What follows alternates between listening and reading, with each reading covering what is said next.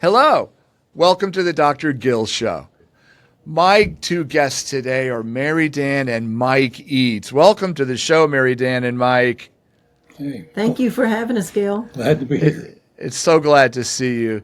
Doctors Eades are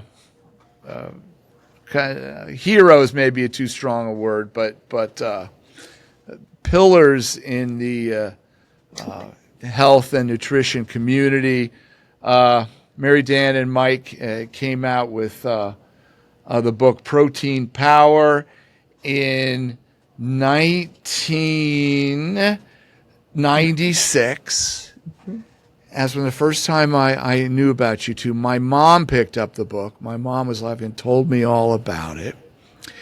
And it was really remarkable and eye-opening. And I know she started changing how she was eating the minute she read the book. She had been in one of these, there's been this long-standing debate between the fat people and the carbohydrate people. I mean, I'm talking about these macros that people eat. And I remember for a while she was taking pizza, taking off the fat, out the cheese, and eating the crust. And then after reading your book, it was taking off the crust and eating the cheese. It was the only better choice. Much better choice. Yeah, absolutely. So I first heard about you two in 1996. And just a little backstory on me. I was living in Washington, D.C. around the turn of the century. And I had gotten quite a bad obesity problem. I'd put on a lot of weight. I know, Mike, you put on some weight when you got out of med school and residency, and I had put on a lot of weight. And I had started becoming very successful with carbohydrate restriction and whatnot. I said, we need to do something about this. I'm in Washington, D.C. So my wife and I started the Carbohydrate Awareness Council. It's a 501c6 nonprofit. And in the course of that, I got to get into these nutrition circles and meet such luminaries as you, Barry Sears, Eric Westman. I never met Bob Atkins. I do know his partner, Dr. Berkowitz. And I started learning from you all and realizing there was this huge foundation of science that had been suppressed, and that was getting the short end of the stick. So I'm just going to prepare a little bit of history here. Back in 1886, this guy named William Banting wrote a letter on corpulence. Do you two remember the first time you heard about that paper? Yeah. Yeah. No, we wrote about it in Protein Power. Yeah. You probably wrote about it in Thin So Fast. Yeah. In fact, I have a copy of it. He has an original copy of it. Yeah. And for our audience, it was written in the late 1800s. William Banting had a weight problem, and he realized when he started eating meat and avoiding the carbs, he started losing weight virtually effortlessly. Mm-hmm. And either suppressed or whatever you want to call it, wasn't so popular. But then in the 1970s, there was this war essentially between the doctors that were saying fat was bad for us and those that were saying sugar was bad for us. And there was Dr. Yudkin in 1972. He wrote a paper called Pure, White, and Deadly, saying how horrible sugars were for your health. And there's this Ansel Keys who'd been cooking some data on various countries, and he came up with a 7-country study that came out in 1970, supposedly showing a direct correlation between heart disease and how much fat was eaten in various countries. And there was this big fight in the 70s. And for one reason or another, Dr. Keys won, didn't he? And fat became the villain. Yeah. He did. Yeah. He did. Yes, he had a very forceful personality. Yeah, he really, really did, and got that famous cover on Time magazine. Mm-hmm. So now that I've kind of set up the backstory here, I'd really love to hear a little bit about you two. Where did you two meet? Were you medical students or residents in Arkansas? How did you two meet? Yeah, I was a first-year surgery resident, and she was a junior medical student. That's when we met. That's when you met. And how did Mike? How did you go from surgery resident to working in a chain of primary care clinics? Well, I was. It's a long roundabout story, but I was. I did a lot of ER work while I was doing a surgery residency, and and I decided during that time that most of the stuff that I saw in ERs didn't belong there. It was just that people couldn't get appointments with their doctor. Right. Obviously, car crashes and gunshot wounds and heart attacks and things like that belong there, but the vast majority of things that I saw working in the ER were just everyday illnesses and injuries that people would normally go to a doctor, but they couldn't get an appointment in time. And so it occurred to me that, there's a market for this. Maybe we should just open a walk-in clinic. They didn't have names for them then. Now they're called urgent care clinics. But we just They didn't exist then. A walk-in clinic. They didn't even really exist. So we started one in Little Rock while I was waiting for her to finish medical school. And and so we then I was supposed to do an anesthesia residency. Right. And it was basically like working in an ER, except didn't have the gunshot wounds and the car wrecks and all that. It was all the other stuff. And so we did that, and we developed. We ended up with 4 clinics in the Little Rock area.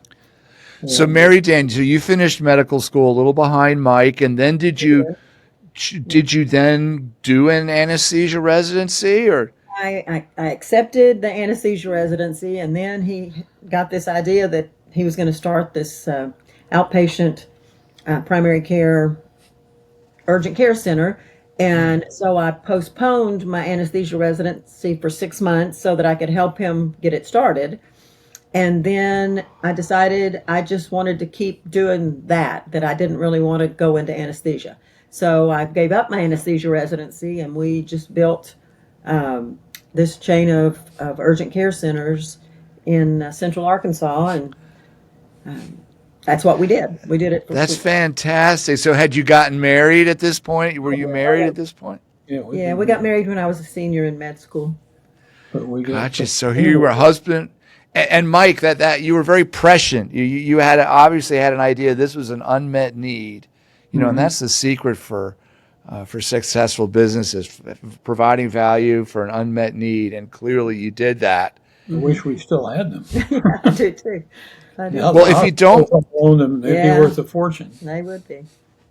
Yeah. So let's segue then. So Mike, so what got you two interested in nutrition, and what kind of woke you up to the fact that the standard recommendation to eat less, move more might not be the answer we were looking for? Well, I had been thin all my life. Not rail thin, but pretty thin all my life, and actually rail thin in my early years. And all of a sudden, about the time we started these clinics, I just mid-30s. Yeah, out of nowhere, exploded into obesity. Yeah, in the 30s. Yep. Yeah, and it just all of a sudden came on, and I thought, God, now I see what they're talking about. It's hard to get rid of it. You can't just slack off when you're eating a little bit. And I would go back and forth, and I would say, because I love to eat, and I would say, okay, well, I'm just gonna run it off. And then I'd go out and I'd run, and I hated running. And then I'd come back and I'd say, screw it, I'm going to go on a diet. And so then I would go on a diet, and I would lose some there. And then I would say, God, that's too much good stuff to eat. I'm just going to run it off. And I was going to go back and forth and back and forth. Right. And anyway, the sort of the telling moment came. We were looking for a kind of a since we had all these clinics, we had all kinds of little ancillary things that we had in the clinic. And I had read in a medical journal about a fasting program that was doing really well. It was called MediFast. Right. Oh, yeah, I remember MediFast, sure. And there was a fasting program that was a hospital-based one that was called OptiFast. And the OptiFast one, people actually didn't go into the hospital, but they met in the hospital. So that gave it this imprimatur of that it was this hospital developed thing. And so they Right. would go there to meet the doctor and get all their stuff, all their shakes to fast with. And then this guy named what the hell was it? William Vitale. William Vitale decided to make his own supplements and came out with MediFast, which became a competitor to OptiFast. And so anyway, and he set it up to be a clinic-based program. And so I sent off for it, ordered it, brought it back, tried it myself, and it worked for me. And so I started putting patience on it, but I also started reading about it. And when I started reading about it, I thought, this sounds a lot like some of the stuff that Atkins was saying back in the day. Right. So I went back. I'd read Atkins' book years ago. I'd read Atkins' book when I was applying to medical school because it was much in the news then. And I thought, somebody's going to ask me a question about this, and I don't want to be unprepared. And at the Right. time, I was about that big around, but I read Atkins' book. So I was familiar with it. And so this is however many years later, 10 years later, I guess. Uh-huh. And it rang some chimes with the Atkins deal. And then I started looking a little bit, and I started pulling some medical papers, which I'd never done before. I'd read diet books and other books, but I never really got into the medical literature.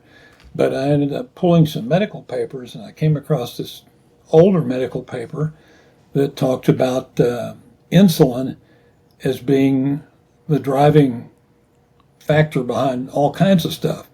And so I ended up getting out a piece of paper, and I wrote all these pathways of insulin and what insulin did. And when you look at that, it stores fat, it destimulates glucagon, which releases fat basically. Everything that happens to you when you get fat, insulin is involved with. Yeah, and building muscle. It's the strongest anabolic, meaning growth hormone there is, right? Right. And so I looked at this and I thought, well, maybe instead of a diet that's cutting calories or cutting carbs, because really the only way you can reduce insulin, there are no medicines at the time to reduce insulin levels. All you can do is cut carbs. And I thought maybe there's an easier way to do this. And instead of focusing on the carbs, let's focus on insulin and do whatever we can do to reduce insulin levels. And so we came up with first I had written a book on fasting that came out that was interesting because it sent William, what's his name? Vitale. Sent Vitale off The guy the who made deep end. MediFast. The guy who He remembered you. Then we made a book telling people how to make the supplements. That they didn't need. Oh, stabbed in the heart. Right, I hope you don't understand what people don't understand now, because you go to Whole Foods or any health food store and you've got a wall of protein powders. Back at Right. that time, when was it? That was in the 80s. mid 80s, early to mid 80s.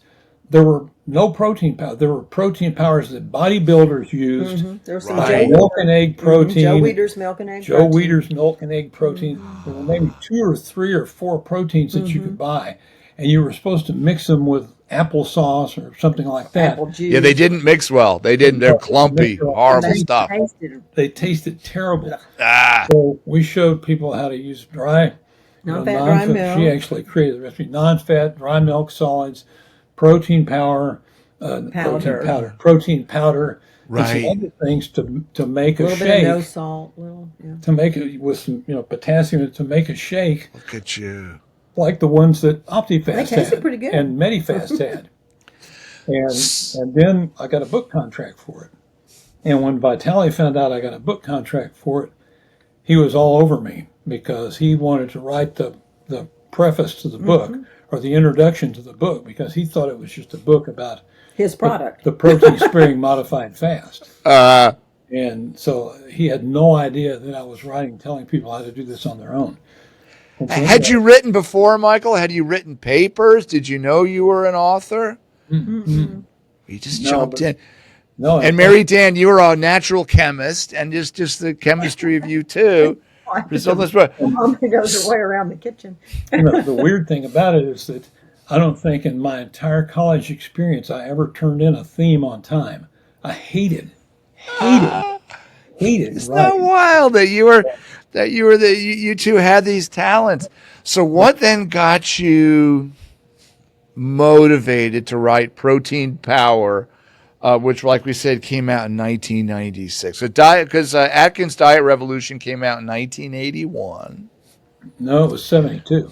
The original Atkins Diet Revolution was 72. Yeah, 72. Had one out in And then he had a kind of an the upgrade. new The Diet new Revolution. Diet Revolution. That I think actually Eric. No, that was a later one. That was a later one that But Eric he- Westman helped But him he with. kept, kind of updating his Updating. Oh, that's fantastic. Early 70s. Or 72. Yeah, 72.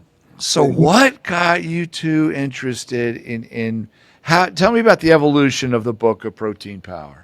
Well, I wrote this book first called Thin So Fast. Right. Okay. The one about the protein sparing fast, and Okay. the one that Vitale wanted to write the introduction for. And then when I finally sent him the manuscript and he saw it, he came unglued. Mm-hmm. And he, said it's Threatened everything but a hit. It's going to kill people. He called his buddies. Ah, He had some buddies at Harvard that he called and Hundreds of thousands got of them to people are call going to die. the publisher, they said. telling them you don't want to publish this work. You're going to be responsible for the deaths of thousands of people and blah blah blah. the scare tactics. It went back and forth, and anyway, published it. the book got published, and so then, but it didn't do very well because it came out. I submitted the manuscript on the day that Oprah came on her Revealed show and revealed that that's the that program she had been OptiFast is on. what she had used. Right. And by the time that they got the book published, it was kind of old hat. Yeah, they pushed it And- out real fast, but it was. Well, she revealed on, I believe it was November 15th, which is the day your manuscript got to Warner Books. What year? 1990, 88. And Okay. so then they hustled the book out. They brought him to New York. They put a copy editor in one room and him in another, sending things back and forth. And before the first of the year, they had Thin So Fast in the bookstores. I mean, they crashed that book as only a big house like Warner Books could ever do. Gotcha. And so it came out, but they had just had, every show had already covered the protein sparing modified fast with Oprah, and nobody wanted to talk about it again. And so it just kind of fell in a dead zone, sort of, and it didn't do as well Right. as we hoped it would. And then, And then, so by this time we had started, I figured, if this fasting thing works this well, and if it's an insulin related problem, then let's just put people on diets. let's just And do it put with them on food. food that lower their insulin levels. And we came up with this concept that I called, I came up with this idea that, if you look at the labels on foods, it lists fiber and it lists carbohydrate and it lists the calories and it lists all that. And I wondered if they put the fiber as a carbohydrate, because when they come up with these values, they burn these foods in a bomb calorimeter. Right. They And- just burn them up. Yeah. They all burn Carbs. just the same. And right. so I wondered if that was included in the labeling or if the fiber was labeled separately. So it took me about 3 hours to get to the right person at the USDA. And I finally got some very nice lady who went through and said, "Oh yeah, that's the way it's done. The fiber content is part of the carbohydrate content." And I said, "Okay." So let's say if I have a food that has 10 grams of 10 grams of carb on it, and 3 of those grams are fiber, that would be listed on the label as 10 grams of carb, right? And Right. she said, "Yeah." And I said, "But 3 of those grams are fiber, right?" And she said, "Absolutely." So then we realized that we could subtract the fiber component from the total carb component, which once these what was it called? Sugar alcohols. alcohols came along, just went nuts That with kind of all ruined these. everything. But We told people, look on labels, and you can eat a lot more if you eat foods that have a lot of fiber in them. That limits the number of carbs, and we wrote we showed them. we called it the effective carbohydrate content, which really allows you to eat a lot more foods and a lot more, actually, fruits and Yeah, it vegetables encourages than you kind would of in a standard food. low carb diet. And so that was the basis of protein power. It was a low carb diet. And it was kind of putting the science to the low carb diet. It talked about insulin and lowering insulin, the glucagon levels, and all the things that we've been working on with our patients. And it was just basically the diet that we used on our patients in a book form.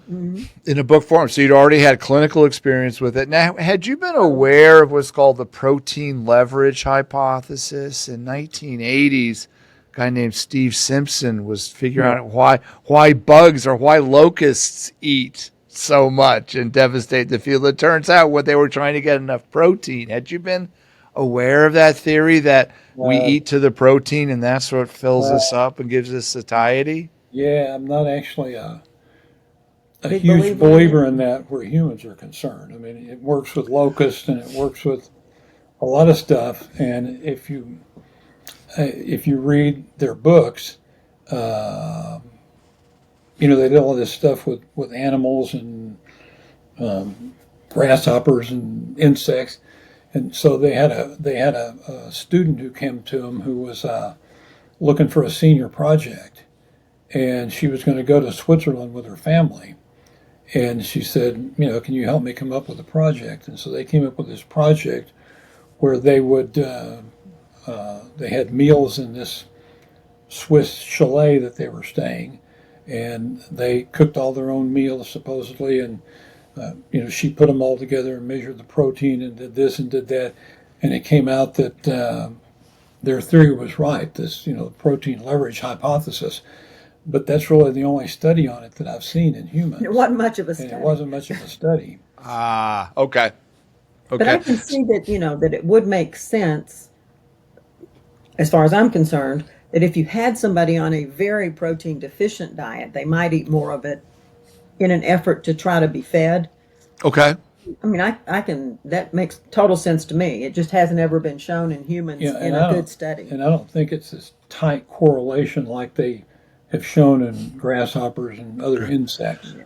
So More complicated, different motivations, different feedbacks. A semi-believer in it, but not as a whole hog thing, because you can take people and put them on really low protein and a lot of fat on a ketogenic diet, and they do fine. Mm-hmm. And they get satiety from the fat. And they don't eat more of it. Gotcha. So tell me, how did protein power do, like as far as sales? It did better than the Thin So Fast, obviously. Well, not at first. At first, it kind of languished. Okay. It went through, it came out in hardcover, and we got a fair amount of promo on it, but it never really clicked. And then kind of interest in it built, though, and when it went into paperback, and the following February, it came out in January of '96. Mm-hmm. Okay. In February of '97, it went into paperback, and when it went into paperback, it just it really did. Instant New York Times bestseller. It was on the New York list for 63 3 weeks. Yeah. And so then I've been dying to ask you, when it took off, did you then segue out of clinical medicine and become spokespeople for nutrition? Tell me what happened in your lives. I've just been fascinated how you've evolved. We had a lot of people calling, wanting to come to see us, and we ended up deciding to move our clinic with a colleague who also wanted to move the clinic, and we created a new practice in Boulder, Colorado, and good airport central. People could fly in and out, so we did that for a bit. But then the sort of the pressures of the publisher wanting us to continue to promote thing, we were away from the clinic a lot, so we ended up taking what we thought was going to be a kind of an extended sabbatical, and it's extended till now. So Well, good, good. I've always wanted to ask you that, how the transition occurred, and because I know you're clinicians. There's a lot of people out there that they're talking heads, and they were never practicing clinicians. They never actually went through the trials and tribulations of helping people with medical problems. For example, losing weight. And I think that adds a whole nother aspect or facet of your expertise and your ability to give good advice. So I have so many questions I want to ask you. But let's just talk about some of your books that then came out. Was your next book Protein Power Life Plan? Mm-hmm. What did that add? What was the next kind of layer of advice or experience you had with that book? Well, during the writing of Protein Power, which had a kind of a longer history than it should have, because one of the sort of the problems in the publishing industry, if you're an author, is that editors leave the publishing house. Right. And the editor in the publishing house is your contact in there. And the editor buys your book. The editor has a stake in your book. Right. The editor wants the book to do well. Mm-hmm. The editor, pushes you to write a good book. And the editor pushes the marketing team to market the book, and they push the whole marketing part of the book company to provide funds to market the book. And so your editor in the book house is your advocate completely. Is your advocate completely. Yeah. And yes, their world. Yeah, and what happens is you get an editor, and the editor leaves and goes to another book house. Gets a big promotion at some other book and house. You're screwed because then you just get given to an editor. And what ends up happening on that is, if you get given to this editor, if your book does well, because in book houses they always look at who bought the book. Right. The editor that bought the book. Okay. And so for the book house. And so if your book does really well, then it was who bought the editor that gets all the kudos is the one who bought the book. Right. Made the investment. Okay. If the thing blows up, then the fault lies on the editor that they gave it off to. So the editor that they give it off to is not motivated to really do a whole lot. So you learned about the publishing world in this process. I learned that you in publishing contracts, if you get a good publisher, you want a thing in your contract, that a clause in the contract that says, if the editor leaves, we go too. Mm-hmm. That gives them some skin in the game. That's fascinating. And so we had a great editor for Protein Power. Mm-hmm. A great editor. We loved this gal. And she went somewhere else. And so then they gave it to somebody that we hated. And puts his kind of point on it. And she and our agent told us she's got. I hope they don't give it to her, because they brought somebody new in, and this would be just like them to pass the book off to her, and they'd paid a fair amount for it. Mm-hmm. And she better hope it doesn't fall into her house. And of course, it fell into her hands. and our editor said, "You're going to get screwed, because what's going to happen is she's lazy. She doesn't want to. There's a certain amount of what they call just in-house editing that a book gets. That the editor does. And what people don't understand about book writing is that when you write a book as an author, the cover is the publisher's, but every word in the inside is yours. And people say, I'll write a book, I'll just put something together, then they'll fix it, they'll edit it for me. It doesn't work that way. They can't change one word unless you tell them it's okay. And what they can do is they can say, okay, we're not going to publish the book if you leave it like this. But so it's a battle when you work with editors, and they're wanting to say, why don't you change this to that? And you can say, okay, because sometimes they have great ideas. Mm-hmm. Sometimes you struggle with a paragraph and get it down there, and then they make a few little notes on it, and you say, Jesus, why didn't why couldn't I do that? It was so simple. And so Yeah, they're professional really, editors. It's a talent. It's a talent. So yeah, did and you end up sometimes, changing? Did you end up changing publishing houses, Mike? yeah, Did you? yeah, because sometimes these editors just they make changes. And I don't want that change made. I like it that way, and they leave it. And it's up to you if you're the author and you write a book proposal, and the book proposal is a legal document, and it says what you're going to give them in terms of a book. And so if you give them what you say in terms of a book, they can't come back and say, well, we're not going to publish this because you didn't give us what we wanted. But if you give them something totally different than what the proposal is, then they can just they get out of here. Right. And So you've got deliverables. You've got real deliverables. It's then called. we delivered Interesting. on we were delivering on protein power, but this woman came back and she said, "You're just going to have to. We're just going to have to hire a writer for this book." No. Ah, Our agent said, "That's bullshit. You don't need right. good enough writers. You don't need to hire. This just needs in-house editing." And then, miracle of miracles, this editor gets fired. And so, meanwhile, we were in negotiations to sell our chain of clinics.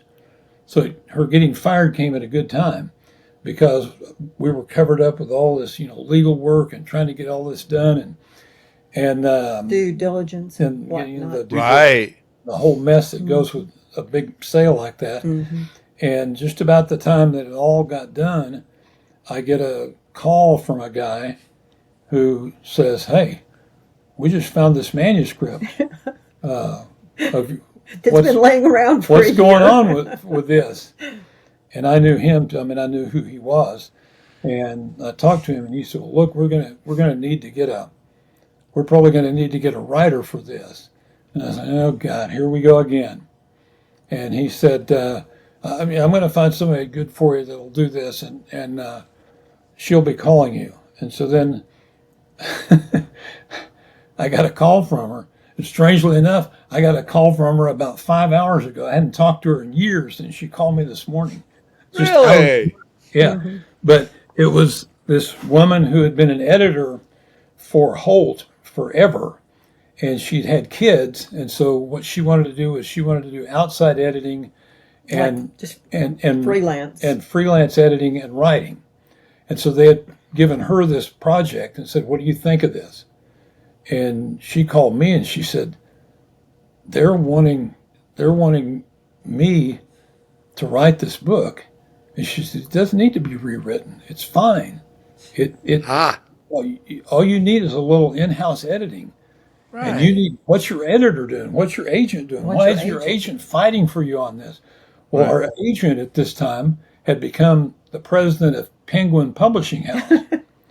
So she was a client, but she had this major conflict. Yeah. And so this lady that called and did this said, "Look, I'm taking money out of my own pocket, but I just can't in good conscience take a contract to write this book when it's as well written as it is. And so she said, "I'm trying to get into the agenting business too. And I work with this other agent, and why don't we see if we can sell this book for you to another house for more money than you were getting before, and pay off your editor or your other agent and pay off the other book house." And that's what they did. And so they sold it to Bad. And Mary Dan, are you writing these with him? Yeah. I did on everything except Thin So Fast. Thin So Fast, I was the chemical wizard, but on once we got to Bantam, they thought it would, because I had written 4 books between when he wrote Thin So Fast and he was doing Protein Power. I had taken the contract to write these 4 books on health topics for this book development house. And so the editor at Bantam said, "Well, I think it would be an interesting thing if the two of you, because since you practiced together, if you would write the book together." Right. And so they asked if we would do that, and we said sure. So I was ever happy since as a then, client. we've That's written. right. My parents were writers, and my mom would do a lot of editing of my dad's books. And to how you can stay together, not drive you crazy, and be able to sleep together at night, and not be arguing about change. It's quite a talent. It means you must really love each other and respect Yeah. each other. That's really sweet. That's really special. So I once again, I could talk forever about all these books, but eventually you came up to 30-Day Solution and then Staying Power. Tell me a little bit more about staying power. I love that topic because, consistency in health is so important. Short-term bursts ain't going to do it. This is the long game. So tell our audience some pearls about staying power. Well, you hit I think the main pearl, which is consistency. But that was what we thought at the time that was, we've said pretty much what you have to do to get thin, to improve your health, to follow a sound whole food, low carb diet, don't eat a bunch of junk and good things will happen. But nobody had really done much to help people maintain. They always tell them you need to maintain, but they don't really give them any advice about maintaining or what to do, if they fall off the wagon and roll down the hill. Right. That's what Staying Power was all about. It was kind of helping people make the transition from a diet over to a lifestyle, and then what to do if something happens that kind of takes you off track. Because a lot of people, and we certainly saw it in our practice again and again, they'd lose weight with one diet, they'd gain all their weight back, and they'd go find some other diet. I know that this is a whole other can of worms, but that all the GLP-1s, all the Ozempics and Wegovy's and Mounjaros, almost everybody is saying people stop the crutch and they gain the weight back because they haven't made the lifestyle changes. Am I right? Absolutely. And I think that those drugs could be a good tool. There are a lot of good dietary tools, a diet, not a lifestyle, but a diet is a tool. And there are a lot of people work. The protein sparing modified fast worked, but people went off of it and gained their weight back because even on Medifast, when you look through their manuals, what it said was when you're going to take them off of the diet, what was the first thing that they put them on? The first solid food that they had, Oprah too, I'm sure, after they'd been on these shakes only for 6 months or 8 months or a year or however long it took them, was potatoes. They gave them a baked potato. Oh, no. They started them on carbs first. No. The first thing that we did when we took over doing it is that's not what they're going to, the first Put them on a steak. Oh, no. Real food. You're going to potatoes. Potato. So, potato was a potato without butter, which, A clean potato. I love it. I love it. Somebody shoot me, please. I don't want to. Oh, somebody shoot me. That's right. Man. Even the transition into the diet part because we put them on when they reached their goal weight. We put them on this real food diet. Right. And they did great on the real food diet. And we kind of thought, why not just put them on real food diets to start with? Right. It's amazing. What you discovered decades ago, it still rings true, doesn't it? You don't need all the products and the powders. I told you, just food that grandma would recognize, minus the starches. Minus the starches. Because I treat a lot of obesity and connected with polycystic ovarian syndrome. I'm a fertility doctor, endocrinologist, and it's just rampant. Half of my patients are obese and they've lost their gallbladders and they have fatty livers and they're either diabetic or almost diabetic and they've been living on the grains since they were born. That's why I have this particular low carb diet. Yeah, they do. And I have such a respect and affection for you, the thought leaders over these decades that have just relentlessly pushed the science and the effective recommendations. All the way back to the 1800s, we knew that carbs caused obesity. Over the past decades, we have learned that fat and cholesterol do not cause heart disease. And I'm going to have some episodes with some world-class cardiologists that can explain this. but the food pyramid that came out from the government 20 years ago or so, showing that you should have 12 to 14 servings of grain as the foundation of a diet. It was just an abomination. And I'll share a quick little story here. I was living in D.C. We had started the Carbohydrate Awareness Council, and in 2005, every 5 years, there was a review of the dietary guidelines. So I put on my suit, I got my 5 minutes, I went to the committee, and it was like a circus. It was a circus. And I remember I brought, a folder. I had put all the papers together. I had a nice little folder to give to all the people about all the science supporting what you've been saying for all these years. And I'm sure they just put them right in the shit can, right? They just threw them out, So it's been a frustrating journey. I think we are making some progress. Mm-hmm.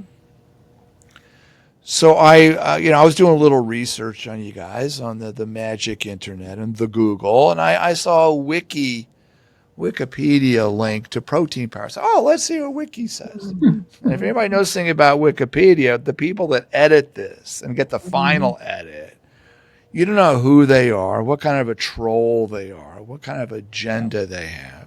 So I went to Wikipedia and saw this pile of steaming manure here, denigrating protein powder. So what I want to do is I want to spend a couple minutes fighting back and explaining why whatever troll wrote this Wikipedia link is nothing but a miscreant and doesn't know what they're talking about. I wear that Wikipedia entry like a badge of honor. Like a badge of honor. Yeah, it is a badge of honor, and you can go down the line of people that have been, land-based. They took him out. Yeah. They just erased him. Who was that? Malcolm Kendrick. They erased Malcolm Kendrick? Totally erased him. They deleted him. So at least we're there. They say ugly things about him, but at least we're there. They'll probably write a bad one about me now. I love it. They're going to cancel it. They canceled Malcolm Kendrick. Oh, my God. Well, I'm saying Malcolm Kendrick. They can't cancel that. Oh, man. But anyway, so they opened the wiki entry saying it's pseudoscientific, and I've already in the past half hour talked about the scientific basis for sound, nutritional advice, and so to say it's pseudoscientific is already clearly a falsehood, right? And we don't have to talk about all the papers in the science, but you already told Mike about how insulin runs fat generation, and I have Gary Taubes coming on in a few days, and Gary will quote some actual papers for us. So it's anything but science, pseudoscience. Okay, there's strong science supporting what you two have been saying and publishing on for decades. Something I'd love to hear your feelings on. They say it's a temporary diet that causes weight loss by calorie restriction. Can you give me your thoughts, you two, about what is clearly not the case? They're saying the weight loss is due to calorie restriction. Mm-hmm. Well, and it can be because the diet is so sating that people tend not to eat. They just eat until they're full and they're not hungry. And but you also have people. I remember we had one lady who wrote to us and she said, I was losing weight really well and I can't understand why I've quit losing. But as I always would have said back then, please tell me what you're eating. And so she sends us all of this list of the foods that she's eating, and she was eating about 4,200 calories a day. Now, it was all low-carb calories, but she was eating about 4,200 calories a day. And she was just a normal-sized woman. And I said, well, this is really all very interesting, but has it ever made you wonder, eating this much food, why you're not gaining weight at this point? And she was, there you go. Because, you're not going to lose weight if your body's, not if you're overfeeding it, you're not necessarily going to lose. Right. So calories are just a rough measure for how much you're eating, right? Yeah. So you can make sugar from protein, and if you do stuff your face and eat too much, so it's not a panacea to eat ad lib, but No, but, right. how many people on let's say, on a low fat, high carb diet eating 4,200 calories a day would not have gained weight? They would have gained weight. And so, basically, Right. as we always told our patients, the low carb diet controls insulin and it opens the door to the fat cell, but there has to be a reason for the body to want to unpack the fat. Nice. That's great, Mary. That's a nice explanation. I like that. Something else that I say is here's my arm here. Look really, really closely. Do you see a calorie receptor? I mean, look closer. It's a fiction. There are no calorie receptors. There's metabolism. There's gates. There's channels. I mean, we're warm and we're metabolizing, but it's the calories aren't running the show. The show is generating That's right. heat by its nature, right? And we're not at equilibrium. Life is, by definition, not at equilibrium. Hence, normal rules of thermodynamics and conservation systems don't really apply. But anyway, another criticism in Wiki, I'm enjoying this, says the diet restricts healthful foods like beans and whole grains. Now, Mary Dan, tell me about why are beans and whole grains so healthful? They're so wholesome. Humans are basically meat eaters. We're omnivores. We're able to adapt to eating all kinds of things if we need to. Right. But, we spent millennia eating basically meat and water. And Yes. and that's what our physiology was honed to do well on. And yes, can we eat beans? Yes. Can we eat rice? Yes. Can we eat bread? Yes, exactly. That's what they used to kill the beans, was it not?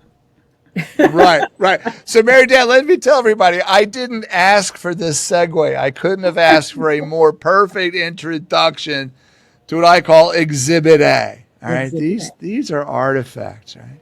Mm-hmm. And there's different ways of knowing things. Here, I'm going to get philosophical on our audience. In medicine and in science, who doesn't love what's called a double-blind placebo prospective study, where you give half the people a placebo, half the people a drug. Nobody knows what is what. And then you look at the data afterwards and you see the effect of the drug. It's a beautiful concept, makes beautiful data. We can learn a lot from these things. But it's not the only way to know. Right? The sun is going to rise tomorrow morning in the east, right? I will put my life on it, and there is no double-blind placebo-controlled study that's going to confirm it, but we all know it's true, right? Well, here's another way of knowing. Now, I brought out some of these points. These are not the oldest points. I have points from America that are 14,000 years old. This one here is about 8,000 years old. This one maybe 7,000 years old. But our native the Native Americans that came before us in the United States were not making these as a hobby or to harvest some honey or some fruit or some grain. This was for dinner, right? This is what we ate. This is what we lived on, right? Yeah. Right?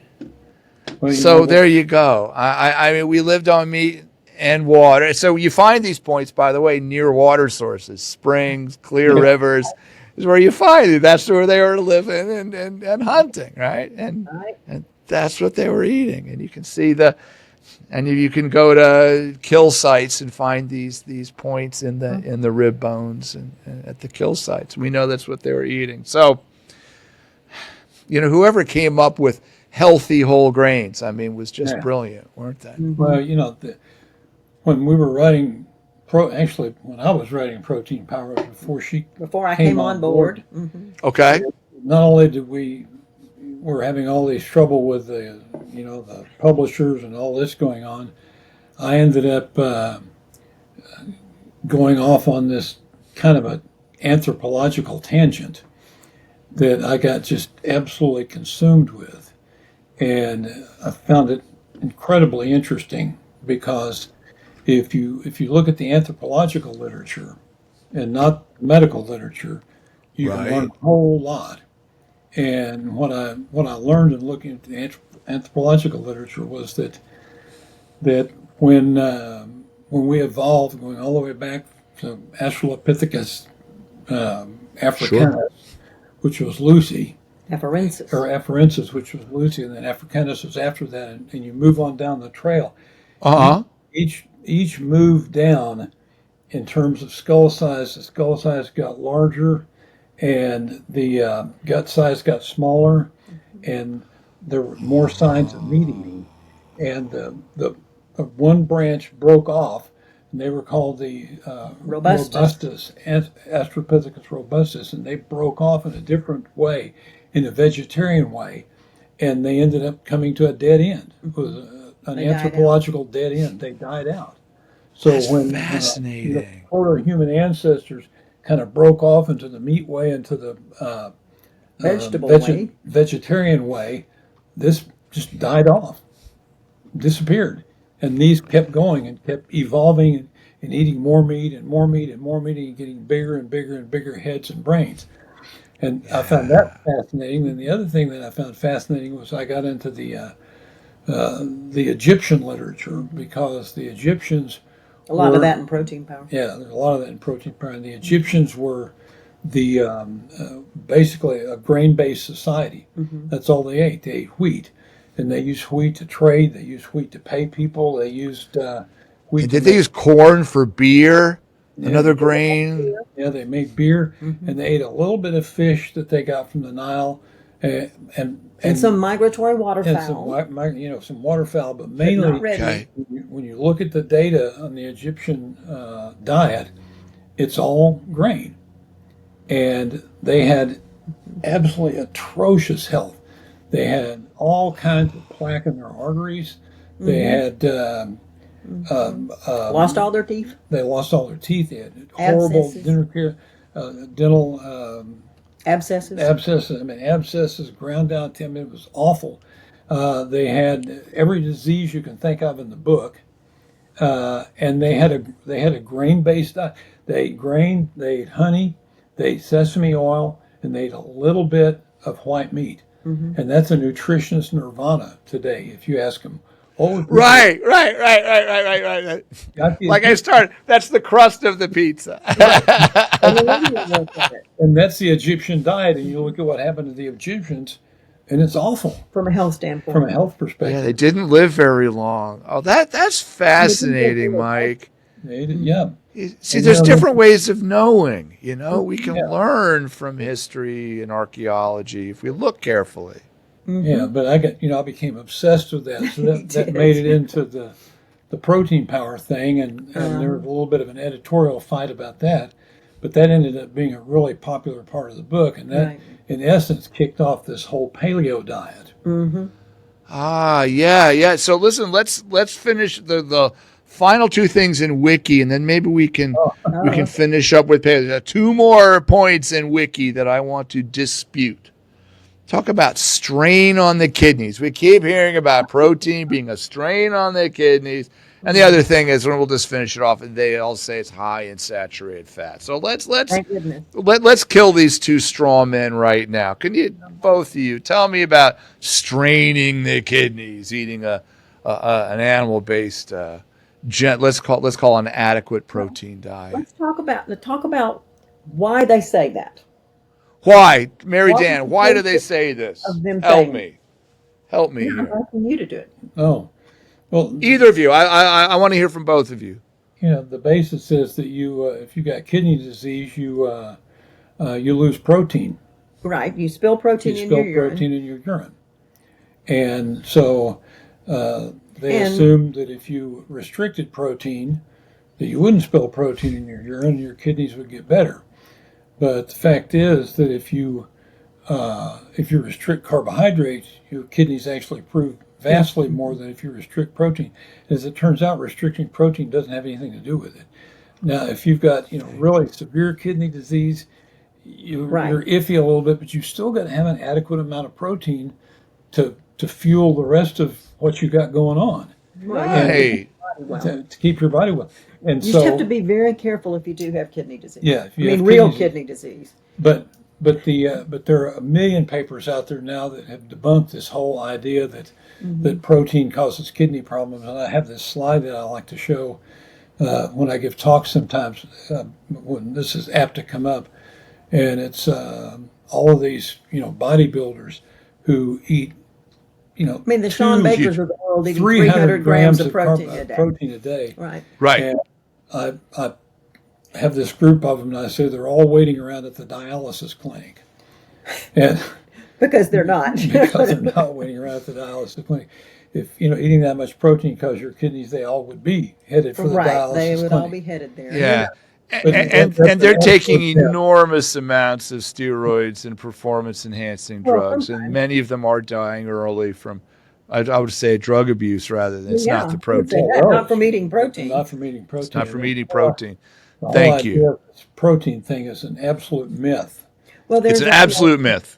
There's the biochemistry of it that when protein breaks down, you have urea that has to be dealt with, and the kidney's what does that. But the kidney has all kinds of jobs that it does. And Right. what's interesting is that the filtration units of the kidney, the glomeruli, are very sensitive to blood glucose. And when blood glucose levels are high, the glomeruli are damaged. That's why diabetics have kidney problems. And Thank it's you. not the protein. It's the protein doesn't have squat to do with it. It's the sugar again that does it. And so if you're on a diet that is, at least adequate in protein, if you have kidney disease, that's fine. If you have good kidneys, your protein's not going to hurt anything. Sugar still will, but protein won't. That's fantastic. Thank you, Mary Dan. I'm glad you put a good point on that. And let's spend a couple seconds talking about the saturated fat myth. Once again, no link to any heart disease from saturated fat. Cardiology now has admitted that there is no link between saturated fat, really fat of any kind. Certainly no link between saturated fat and heart disease.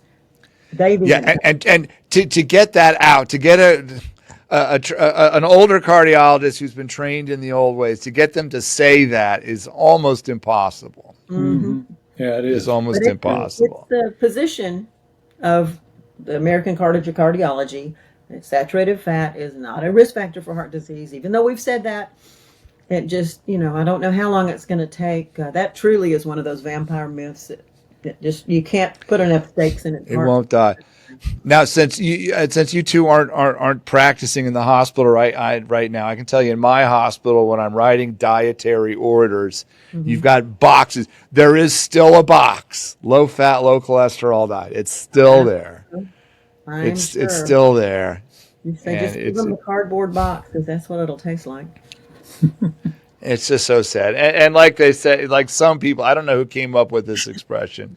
Somebody said science advances one funeral at a time. Sometimes you just have to wait them out. Yep. They're not going to change their mind. And pioneers like you and, doctors that use the science, we're just going to have to keep pushing, keep fighting the good fight, saying it like it is, and hopefully the good ideas will win out. That was Max Planck who said that. Max Planck, thank you. I love it. Thank you. Love Max Planck. And I do follow cosmology and theories of everything right now. Fascinating That is stuff. true. People just, it's difficult for them to come to grips with a lot of this stuff and realize that even though it's been said for years and years and years, it's not true. Doesn't make it so. Yeah, well, and I see over here, I also saw that the wiki entry talked about increasing coronary heart disease, cancer, osteoporosis. Let's just say they're all debunked. I don't want to spend another second on it. I'm disgusted with it. These are all debunked. And I've heard you say, Mary Dan, in previous interviews that this is not a high protein diet. This is an adequate protein diet from whole protein sources with proper amino acid ratios, right? That you can't get from plants. Yep. and that don't contain lectins and phytates and Right. Right. Sure. They don't talk all about these that in other. all those beans and grains, but they're full of Oh, they them. don't talk about that. All the glutens and stuff everybody talks about. Well, I have learned so much. It was Max Planck that talked about that. I love it, Mike. So you guys are well-rounded. I love it. Renaissance folks. So as we wrap this up, my friends, where do you see this going? And I want to hear from both of you. Where do you see, where is this headed? Are we going to make some progress here? Is there any chance, or are there entrenched interests, big moneyed interests that don't want to see this Yeah, I mean, succeed? they're definitely a big moneyed interest. I mean, it's cheap. And profitable. It's yeah, it's cheap to grow carbs, Yeah. and it's expensive to grow cattle. Yeah. It's a little less expensive to grow chickens, but it's expensive to grow meat. Yeah. And I think that we're kind of getting squeezed by. As I heard, what's his name, Warren Buffett say this the other day that he's not a big Bitcoin supporter. In fact, he hates it, but he sort of inadvertently gave them a plug because he said all governments are going to devalue the money. That's just the way it is. They're all going to devalue the money. And Right. when you've got devalued money, your money buys less. And if you can't buy your food, you become hostile.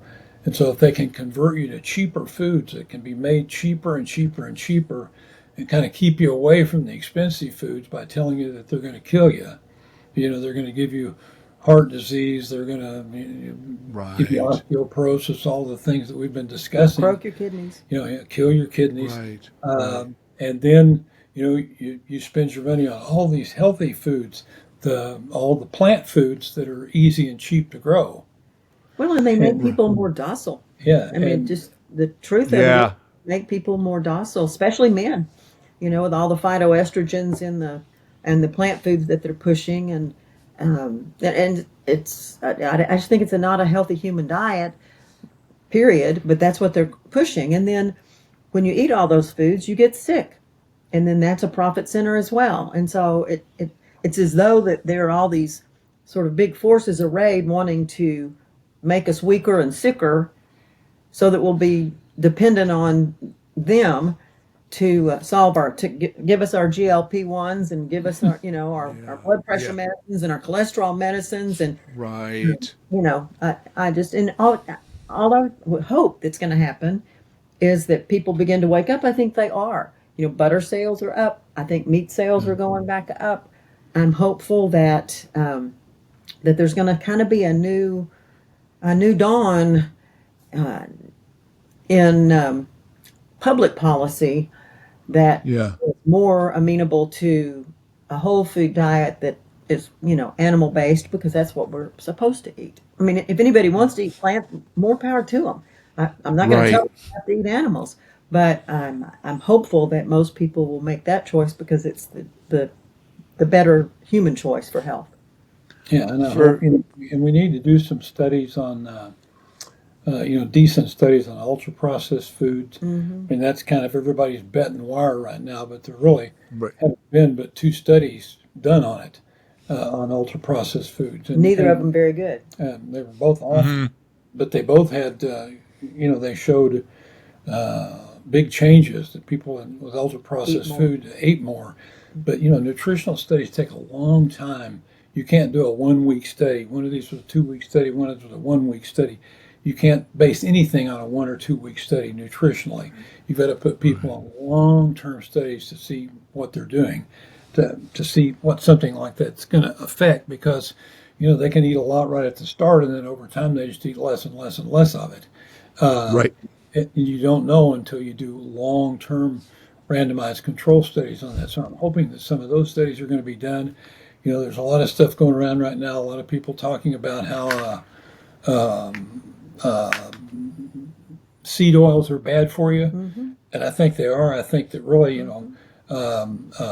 peroxidized seed oils are really bad for you, but there really aren't any studies. There are more studies on the peroxidized ones, but just on plain old seed oils, I don't think those are very good for you. But there really aren't any long-term studies on those, and I'd like to see some of those things funded. There were a lot of issues when people. One of the things that people do is they overtake vitamins right now, and everything is enriched. Everything's Right. enriched because they made them enrich the wheat because they wanted to prevent Pellagra. pellagra, and so they And made neural tube and spina bifida and stuff. Yeah. and they did that back in the in the 40s, Post- and then they bumped yeah. it way up in the 70s, Right. and now people are getting a lot of niacin, and niacin can actually make you fat. And there's this whole niacin paradox because they used to think niacin was good for heart disease. Right. The flush. Yeah, and now they're finding out that people that take a lot of niacin are actually having more heart disease. So that's become the niacin paradox. If people get too much niacin, I look around at everything you pick up. Well, I've not in got our some over house, there, I not hope. here, but I've got some little, because I like to go out and play golf, and I take electrolyte things with me, but I'm really particular about them because you get a lot of these electrolyte packets, and they put Vitamins. in them. niacin, and they put all these vitamins in it. And you get about 2.4 times the RDA of niacin In one of those little little packets. packs. And then if Ah. you eat a piece of bread, you're getting more niacin. If you eat something else that's been enriched, you get more niacin. And you get all this niacin that's not particularly good for you. Well, a little's good, a you know, lot's not. Right. And so you've got all kinds of things that are out there that need to be looked at that contribute to all this. And I always, go back to when, in the 1950s when I was a kid, and obviously before that, there wasn't a lot of obesity. And people didn't eat low-carb diets. They ate bread and they ate, They just ate. they just ate food. Right. Basically. But it was mainly food that they made at home. And and they weren't overweight, and they had desserts, and they ate a little bit of sugar, and as I said, they had desserts and they had hamburgers and they had all this stuff, and there wasn't a huge obesity problem that we have today. So what's causing it? Now you can treat it with a low carb diet, because if you treat it with a low carb diet, you're going to get rid of all the niacin and all this enriched crap. You're going to get rid of seed oils. You're going to get rid of Ultra processing. ultra processed foods. You're going to Right. get rid of all that stuff. But back in the 50s and 40s and before, people didn't have that stuff, and they weren't fat. Yeah. Now there were Yeah. The fat kid was the rare one. Yeah. rare In one. school. There was like one fat kid in school. It was one there was a rather than all of them. there was a what It's do you not call a it? few anymore. There was the obesity rates pretty much stayed stable for decades. And German doctors, and this is Gary Taubes gets into all this, but Okay. the German doctors back then, prior to World War II, who were considered the best doctors in the world, Yep, the scientific luminaries. attributed obesity, the small amount of obesity that there was, to carb sensitivity in people. And now I think it's gone way beyond that. I think you can treat it by reducing carbs, but I think that just getting rid of all the other stuff, the ultra processed foods. Nobody knows this. If you go out and look, and we've become real, we call it NBS, no bad shit. We won't buy I love it. NBS. everything we buy is NBS. Is NBS.